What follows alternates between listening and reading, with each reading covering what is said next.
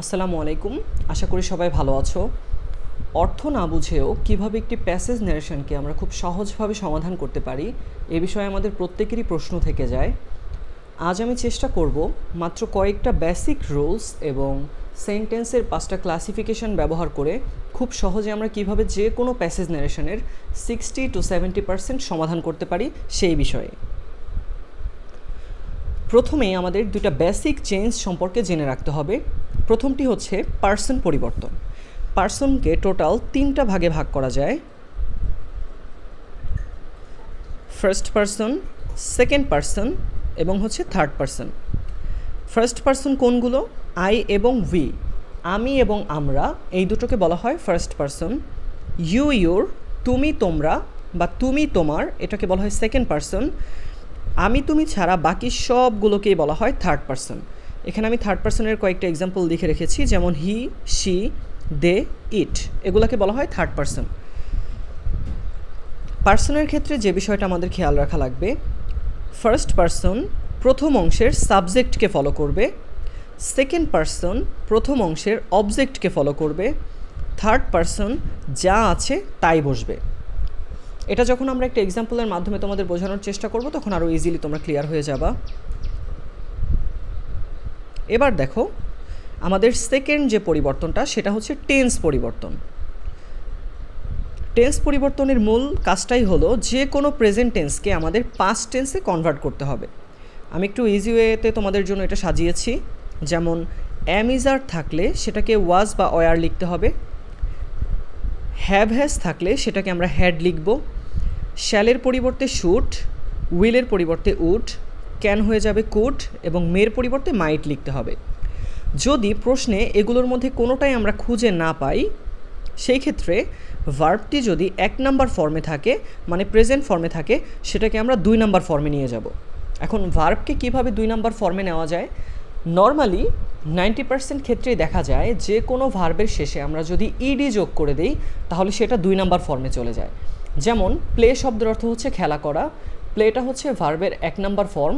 আমরা যদি এই প্লে শব্দটার সাথে শেষে ইডি যোগ করে দিই তাহলে সেটা ভার্বের 2 নাম্বার ফর্মে চলে গেল। একইভাবে ভার্বটা যদি 2 নাম্বার ফর্মে থেকে থাকে, মানে পাস্ট টেন্সে থেকে থাকে, সেই ক্ষেত্রে কি করব? হ্যাড প্লাস V3, মানে had plus past participle form. এটাও খুব ইজি ওয়ে।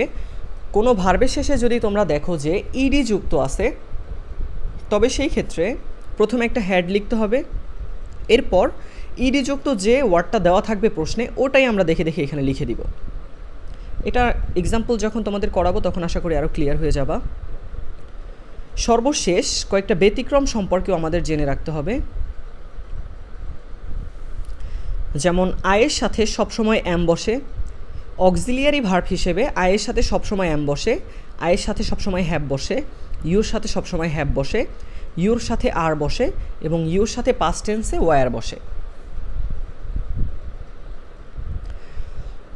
প্রথমেই বলেছিলাম 5টা ক্লাসিফিকেশন সম্পর্কে আমরা জানব। প্রথম যে সেন্টেন্সের ক্যাটাগরি সেটা হচ্ছে অ্যাসার্টিভ সেন্টেন্স। অ্যাসার্টিভ সেন্টেন্স মানে হলো যে কোনো সাধারণ বর্ণনামূলক বাক্য। অ্যাসার্টিভ সেন্টেন্স আমরা কিভাবে চিনব? কোটেশনের ভেতরে প্রথমেই যদি একটা সাবজেক্ট থাকে, তারপরে যদি আমরা কোনো অক্সিলিয়ারি ভার্ব বা মূল ভার্ব দেখতে পাই এবং বাক্যের শেষে যদি একটা ফুল স্টপ দেওয়া থাকে, তাহলে বুঝে নিতে হবে যে এই বাক্যটা হচ্ছে একটা অ্যাসার্টিভ সেন্টেন্সের বাক্য। অ্যাসার্টিভ সেন্টেন্সের ক্ষেত্রে সেইডের পরিবর্তে টোল্ড বসে, টুটা সবসময় উঠে যায়, কমা এবং কোটেশনটা উঠে গিয়ে কমা কোটেশনের জায়গায় আমাদের দ্যাট দিতে হবে। তবে উল্লেখ্য এখানে একটা ব্যতিক্রমী নিয়ম আছে। ধরো ন্যারেশনে যদি কোনো ব্যক্তি কাউকে কোনো প্রশ্ন করে এবং অপর ব্যক্তি যদি সেই প্রশ্নের উত্তর দেয়, সেক্ষেত্রে সেইডের পরিবর্তে রিপ্লাইড দিতে হয়। আর উত্তর দেওয়ার ক্ষেত্রে যদি ইয়েস শব্দটা তারা ব্যবহার করে তাহলে সেইডের পরিবর্তে লিখতে হবে রিপ্লাইড ইন দ্য অ্যাফার্মেটিভ। একইভাবে সাপোজ তুমি কাউকে কোনো একটা প্রশ্ন করলা, সে উত্তর দিল যে নো, সেই ক্ষেত্রে তোমাকে সেইডের পরিবর্তে দিতে হবে replied in the negative.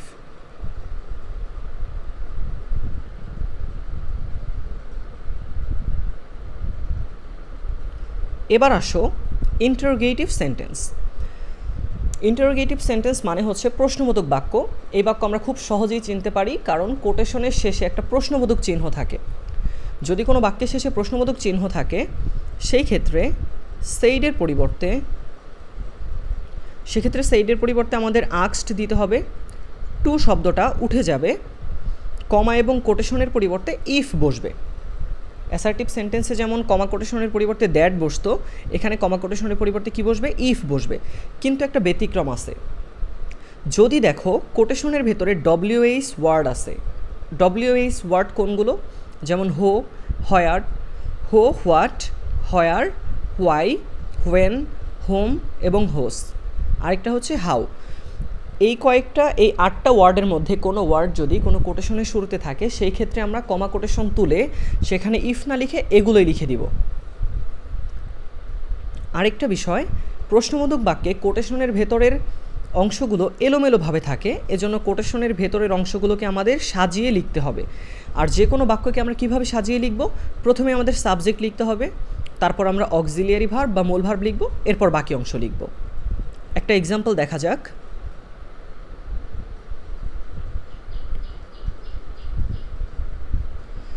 Rahim said to সীমা। এখানে দেখো, এই যে আমি একটা বাক্যের প্রথমে যে রহিম কথাটা লিখলাম, মনে রাখতে হবে এটা হচ্ছে আমার প্রথম অংশের সাবজেক্ট। রহিম সেড টু সীমা, তাহলে রহিম কার সাথে এখানে কথা বলতেছে? সীমার সাথে। তাহলে এই বাক্যের জন্য সীমা হচ্ছে অবজেক্ট। আবারও খেয়াল করো, প্রথম অংশে সাবজেক্ট হচ্ছে প্রথম যে নামটা থাকবে সেটা, তার মানে রহিম হচ্ছে এই বাক্যের কি? সাবজেক্ট। আর অবজেক্ট হচ্ছে কে? সীমা। পরে যে থাকে তাকে অবজেক্ট বলা হয়। এবার আমরা কোটেশনের ভেতরে চলে আসি। কোটেশনের ভেতরে তোমরা দেখতে পাচ্ছ প্রথমেই আই কথাটা লেখা আছে। আই হচ্ছে একটা সাবজেক্ট, উইল হচ্ছে একটা অক্সিলিয়ারি ভার্ব। যেহেতু সাবজেক্ট প্লাস অক্সিলিয়ারি ভার্ব এবং এই বাক্যের শেষে দেখো একটা ফুল স্টপ চিহ্ন দেওয়া আছে, তাহলে আমরা বলতে পারি কি না যে এটা একটা অ্যাসার্টিভ সেন্টেন্স? কারণ প্রথমে সাবজেক্ট, তারপর একটা অক্সিলিয়ারি ভার্ব এবং বাক্যের শেষে ফুল স্টপ, তার মানে এটা একটা অ্যাসার্টিভ সেন্টেন্স। অ্যাসার্টিভ সেন্টেন্সে সেইডের পরিবর্তে টোল্ড বসাতে হয়। তাহলে দেখো, রহিম সেইড টু সীমা, এই বাক্যটাকে আমি কীভাবে করলাম? রহিমের জায়গায় প্রথমে রহিমই বসবে, সেইডের পরিবর্তে যেহেতু এটা একটা অ্যাসার্টিভ সেন্টেন্স, সেজন্য আমরা সেইডের পরিবর্তে এখানে টোল্ড দিলাম। টুটা সবসময় উঠে যায়, এরপর সীমা নামটা আমরা দেখে দেখে এখানে লিখে দিলাম। আর অ্যাসার্টিভ সেন্টেন্সে কমা কোটেশনের পরিবর্তে একটু আগেই পড়েছি যে দ্যাট বসে, এটার পরিবর্তে দ্যাট বসালাম। এখন আসো কোটেশনের ভেতরে, শুরুতেই বলেছিলাম দুটা বেসিক চেঞ্জ সম্পর্কে তোমাদের পরিপূর্ণ ধারণা রাখতে হবে, সেই বেসিক চেঞ্জগুলো এখানে কাজে লাগবে। প্রথমেই দেখো আইটা কোন পার্সন? First person. যাদের খেয়াল নেই তারা চাইলে আগের স্লাইডে ব্যাক গিয়ে দেখতে পারো। আইটা হচ্ছে কি? First person. আর ফার্স্ট পার্সন সবসময়ই প্রথম অংশের সাবজেক্টকে ফলো করে। আমি দেখতে পাচ্ছি প্রথম অংশের সাবজেক্ট হচ্ছে রহিম, আর রহিম যেহেতু একটা ছেলেদের নাম, এ কারণে তার পরিবর্তে এখানে কি বসবে? হি বসবে। ছেলেদের নামের পরিবর্তে সবসময় হি বসে, মেয়েদের নামের পরিবর্তে সি বসে। আর যদি অনেকজন ব্যক্তি থাকে সাবজেক্টে, সেক্ষেত্রে অনেকজন ব্যক্তির পরিবর্তে দে বসে। আর যদি কোনো বস্তু থাকে সাবজেক্টের জায়গায়, যেমন ধরো দ্য পেন, দ্য বুক, বই বা কলম, এগুলো থেকে একটা বস্তু, যদি কোনো বস্তু বা প্রাণী থাকে কোনো সাবজেক্টের মধ্যে লেখা, সেই ক্ষেত্রে ওইটার পরিবর্তে আমাদের ইট ব্যবহার করতে হবে। তো আপাতত যেহেতু আমরা দেখতে পেলাম যে আই হচ্ছে ফার্স্ট পার্সন, আর ফার্স্ট পার্সন আমার প্রথম অংশের সাবজেক্টকে ফলো করলো, প্রথম অংশের সাবজেক্ট হিসেবে লেখা আছে রহিম, আর রহিম যেহেতু ছেলেদের নাম, এজন্য এটার পরিবর্তে কি বসবে? হি।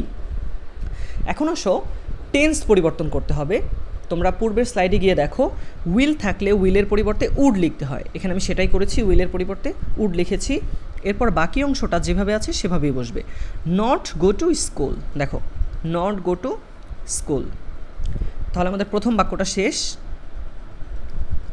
এবার দেখো সেকেন্ড বাক্যটা, সীমা সেইড আর ইউ সিক। দেখো আর ইউ সিক যে বাক্যটা, এই বাক্যের শেষে কিন্তু একটা প্রশ্নবোধক চিহ্ন আছে।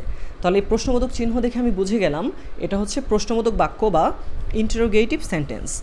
ইন্টারোগেটিভ সেন্টেন্সে সেইডের পরিবর্তে আস্কড বসে। দেখো তাহলে আমি সীমা সেইডের পরিবর্তে সীমা আস্কড লিখেছি। এখন আসো, কমা কোটেশনের পরিবর্তে ইন্টারোগেটিভ সেন্টেন্সে ইফ বসাতে হয়, এটা অলরেডি বলেছি। এরপর পরবর্তী অংশটা আমাদের সাজিয়ে লিখতে হবে। কোটেশনের ভেতরের অংশ প্রশ্নবোধক বাক্যে অবশ্যই সাজিয়ে লিখতে হবে। সাজানোর জন্য প্রথমে আমরা সাবজেক্টটাকে লিখব। তাহলে এই বাক্যে সাবজেক্ট কে আছে? ইউ। ইউটা হচ্ছে সেকেন্ড পার্সন, আর আমরা জানি সেকেন্ড পার্সন সবসময়ই অবজেক্টকে ফলো করে। কিন্তু আমি এখানে এসে দেখতেছি যে এই বাক্যে কোনো অবজেক্ট কিন্তু নাই, কারণ সাবজেক্টের জায়গায় সীমার নাম লেখা আছে। প্রথমে যে নামটা থাকবে সেটা হচ্ছে সাবজেক্ট, তাহলে সেই হিসেবে সীমাটা হচ্ছে সাবজেক্ট, কিন্তু এই বাক্যে তাহলে তো কোনো অবজেক্টে কোনো নাম লেখা নাই শেষে। কিন্তু আমরা ব্যাক থেকে দেখতে পারি সীমা কার সাথে কথা বলছে, এখানে রহিমের সাথে। তার মানে আলটিমেটলি এখানে না দেওয়া থাকলেও আমাদের বুঝে নিতে হবে যে সীমা যেহেতু রহিমের সাথে কথা বলতেছে, তার মানে অবজেক্টে অবশ্যই রহিমের নামটাই বসবে। আর রহিম যেহেতু একটা ছেলে, কাজেই রহিমকে ফলো করে এখানে ইউর পরিবর্তে আমাদের কি বসবে, হি বসবে। এরপরে আসো টেন্স পরিবর্তন। আমরা জানি এম, ইজ, আর এগুলোর পরিবর্তে ওয়াজ এবং ওয়ার বসে। তাহলে দেখো হির সাথে কি বসবে, ওয়াজ বসবে। মনে রাখবা যদি সাবজেক্ট একজন হয় তাহলে ওয়াজ বসাতে হয়, আর সাবজেক্ট যদি অনেকজন হয় তাহলে সেই ক্ষেত্রে ওয়ার বসাতে হয়। এখানে যেহেতু হি মানে হচ্ছে সে, রহিম, রহিম তো একজন, এজন্য তার সাথে কি বসবে, ওয়াজ বসবে। অ্যামিজারের পরিবর্তে ওয়াজ বসবে। যদি এখানে সাবজেক্টটা দে থাকতো, দে মানে তো তাহারা, অনেকজন বোঝাতো, সেই ক্ষেত্রে অ্যামিজারের পরিবর্তে আমরা ওয়ার বসাতাম। তাহলে দের সাথে ওয়ার বসবে, কিন্তু হির সাথে কি বসবে, ওয়াজ বসবে। এরপর এখানে আরেকটা বাক্য, একটা ওয়ার্ড বাকি ছিল সিক, সেটা আমি দেখে দেখে বসিয়ে দিলাম। তাহলে আমাদের দুইটা বাক্য শেষ। এবার আসো সীমা যেহেতু রহিমকে একটা প্রশ্ন করেছে, তার মানে পরের বাক্যতে অবশ্যই রহিম সেই প্রশ্নের কি উত্তর দিয়েছে। যদি কখনো কোনো ব্যক্তি কারোর কোনো প্রশ্নের উত্তর দেয়, সেই ক্ষেত্রে কিন্তু সেইডের পরিবর্তে কী দিতে হয়, রিপ্লাইড দিতে হয়। যেহেতু আগের বাক্যে সীমা প্রশ্ন করেছিল, তার মানে এই বাক্যে কে উত্তর দিবে, রহিম। তাহলে উত্তর দেওয়ার ইংলিশ হচ্ছে রিপ্লাইড। তাহলে এই ক্ষেত্রে আমাদের সেইডের পরিবর্তে কী দিতে হবে, রিপ্লাইড। কিন্তু এখানে আরও একটা বিষয় আছে, দেখো কোটেশনের ভেতরে কিন্তু ইয়েস কথাটা লেখা আছে। আমরা একটু রুলে ব্যাক যাই, এই জায়গাটা খেয়াল করো। বাক্যের ভেতরে যদি ইয়েস কথাটা লেখা থাকে, তাহলে কিন্তু সেইডের পরিবর্তে রিপ্লাইড ইন দ্য অ্যাফার্মেটিভ লিখতে হবে। এটা আমাদের নিয়মের মধ্যেই ছিল। তাহলে এই বাক্যেও দেখো যেহেতু এখানে একটা ইয়েস লেখা আছে, তাহলে ইয়েস লেখা থাকলে আমাদের কি করতে হবে, রিপ্লাইড। দেখো ইয়েসের জন্য আমি কি করলাম, প্রথমে এই রহিম নামটা এখানে দেখে দেখে লিখলাম। তারপর ইয়েসের জন্য, এই ইয়েসের জন্য দেখো রিপ্লাইড ইন দ্য অ্যাফার্মেটিভ। তাহলে আমাদের প্রথম পার্ট শেষ। এখন আসো আই হচ্ছে ফার্স্ট পারসন। আমরা জানি ফার্স্ট পারসন সবসময় সাবজেক্টকে ফলো করে, আর আমার এই বাক্যের জন্য সাবজেক্ট দেওয়াই আছে, সেটা হলো রহিম, কারণ উত্তরটা রহিম দিয়েছে, প্রশ্ন যেহেতু সীমা করেছিল। তাহলে রহিমের পরিবর্তে আমরা কি বসাবো, হি বসাবো। এরপরে টেন্স পরিবর্তনের ক্ষেত্রে আমরা জানি হ্যাভ অথবা হ্যাজ, এই দুইটা শব্দের পাস্ট টেন্স হচ্ছে কি, হ্যাড। হ্যাভ হ্যাজের পাস্ট টেন্স হচ্ছে হ্যাড। যাদের এটা খেয়াল নেই তারা একটু ব্যাকে গিয়ে দেখে আসতে পারো। এখানে দেখো হ্যাভ এবং হ্যাজ এই দুইটার পাস্ট টেন্স হচ্ছে কি, হ্যাড। তাহলে হ্যাভ হ্যাজের পরিবর্তে আমাদের হ্যাড লিখতে হবে।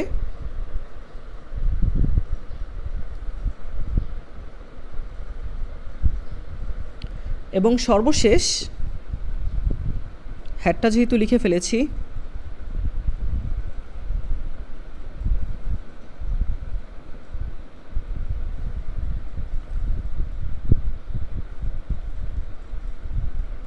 হ্যাভের পরিবর্তে হ্যাড, এরপরে গট ফেভার। এই যে দেখো দেখে দেখে গট ফেভারটা লিখে দিলাম, আর কোনো কিছু পরিবর্তন করতে হবে না। প্রশ্নে যা ছিল হ্যাডের পরে দেখে দেখে তাই বসিয়ে দিয়েছি।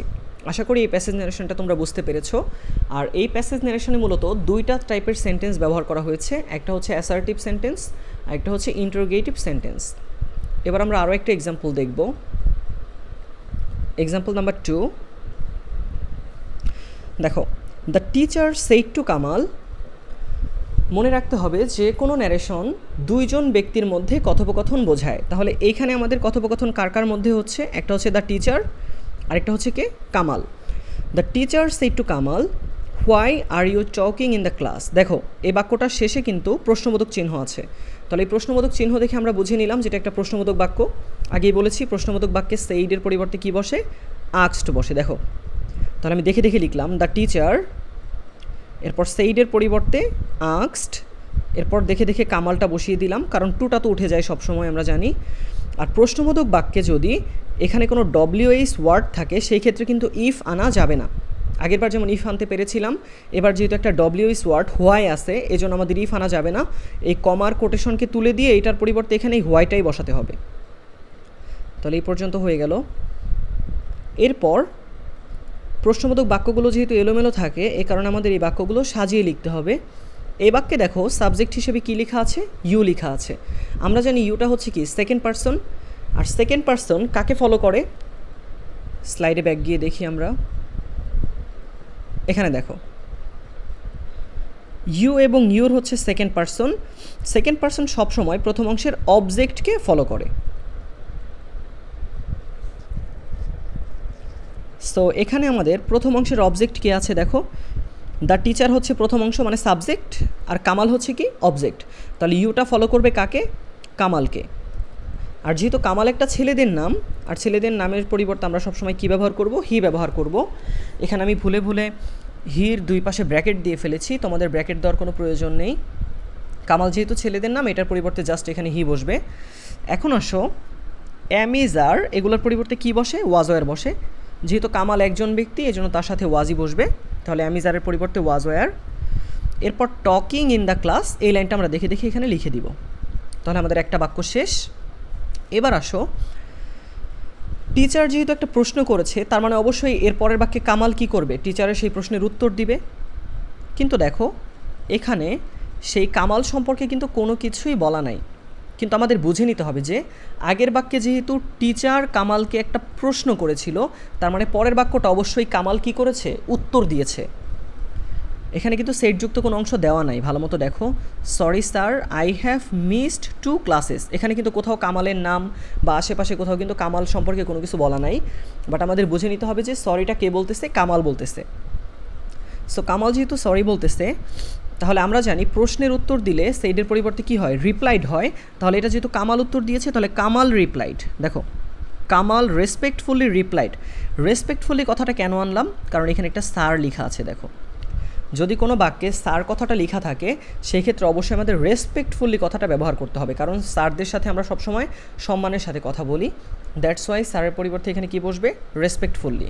তাহলে কামাল রেসপেক্টফুলি রিপ্লাইড দ্যাট, ফুল স্টপযুক্ত বাক্যে অবশ্যই আমাদের একটা দ্যাট ব্যবহার করতে হবে রিপ্লাইডের পরে। আর রিপ্লাইডের পরে এমনিতেও সবসময় দ্যাট বসে, তাহলে রিপ্লাইডের পরে আমরা একটা দ্যাট ব্যবহার করলাম। পরের অংশটা দেখি। এখানে দেখো সরি লেখা আছে। যখন আমরা কাউকে সরি বলি, তখন এটা কিন্তু আমরা কমপ্লিটলি বলি না, শুধুমাত্র সরি বলে দিই। কিন্তু সরি দ্বারা মূলত কি বোঝায়? দেখো এটা এখানেও নোটেশন হিসেবে লেখা আছে, একদম ওপরে খেয়াল করো সবাই, স্টার মার্ক করা। সরি মানে হচ্ছে আই অ্যাম সরি। সরি মানে হচ্ছে কি? I am sorry. তাহলে আয়ের পরিবর্তে আমাদের এখানে সরিটা কে বলেছে? হি বলেছে। হি মানে কি? কামাল। দেখো ব্র্যাকেট আমি কে লিখে দিয়েছি, কে দ্বারা কাকে বোঝাইতেছি? কামালকে। আর কামাল যেহেতু একটা ছেলে, এই জন্য তার নামের পরিবর্তে এখানে হি বসেছে। তার মানে আলটিমেটলি সরিটা কে বলতেছে? কামাল বলতেছে, যে কারণে আমি হি লিখে ব্র্যাকেটে কে লিখেছি, কারণ সরিটা বলবে কামাল। এবার আসো কামালের সাথে কি বসবে? ওয়াজ বসবে, হি ওয়াজ। এরপর তোমরা দেখে দেখে সরি বসিয়ে দিবা। সো প্রশ্নে যদি কখনো দেখো শুধুমাত্র সরি থাকে, সেই ক্ষেত্রে কিন্তু আমাদের অবশ্যই এই সাবজেক্টও লিখতে হবে, মানে সরিটা কে বলতেছে, যেমন এখানে কামাল হি, এরপর অক্সিলিয়ারি ভার্বও আমাদের লিখতে হবে, এরপর আমাদেরকে সরি কথাটা লিখতে হবে। এখন আসো কামাল কিন্তু সরি স্যার বলার পর দেখো এখানে একটা ফুল স্টপ দেওয়া আছে, কিন্তু এখানে যে কোটেশনটা শুরু হয়েছে, এই কোটেশনটা কিন্তু এখানে শেষ হয় নাই, কারণ কামালের কথা এখনও শেষ হয় নাই। কামালের কথা শেষ হয়েছে, কোটেশনটা দেখো এইখানে এসে ক্লোজ হয়েছে। তার মানে এর পরের কথাটাও কিন্তু কামালের। আমরা যদি একটু সহজভাবে মনে রাখতে চাই, যদি ফুল স্টপ দ্বারা দুইটা বাক্য একসাথে যুক্ত থাকে, দেখো কোটেশন শুরু হয়েছে এখানে, শেষ হয়েছে এইখানে, এই দুটার মাঝখানে একটা ফুল স্টপ চিহ্ন আছে কিন্তু এই যে এইখানটাতে। তাহলে দুটো বাক্যর মাঝে যদি ফুল স্টপ চিহ্ন থাকে, সেই ক্ষেত্রে ওই ফুল স্টপ চিহ্নটাকে উঠানোর জন্য আমাদের অ্যান্ড অ্যাডেড দ্যাট কথাটা লিখতে হবে। দেখো এজন্য আমি এই যে ফুল স্টপটা তোলার জন্য দেখো সরি কথাটার পরে একটা অ্যান্ড অ্যাডেড দ্যাট কথাটা লিখে নিয়ে আসছি এখানে। এরপর আই হচ্ছে ফার্স্ট পারসন, আর ফার্স্ট পারসন সবসময় কাকে ফলো করবে? সাবজেক্টকে। এই পুরো কথাটা যেহেতু কামালের, তার মানে এই বাক্যে কামালই হচ্ছে সাবজেক্ট। এজন্য আমি আবার পুনরায় আয়ের পরিবর্তে এখানে কি দিলাম? হি দিলাম। আর ব্র্যাকেটে কে মানে হচ্ছে কামাল। হ্যাভ এবং হ্যাজের পাস্ট টেন্স হচ্ছে হ্যাড, তাহলে আমি টেন্সটাও পরিবর্তন করে ফেললাম। এরপর যা আছে দেখে দেখে তাই বসিয়ে দিব, মিসড 2 ক্লাসেস, মিসড 2 ক্লাসেস।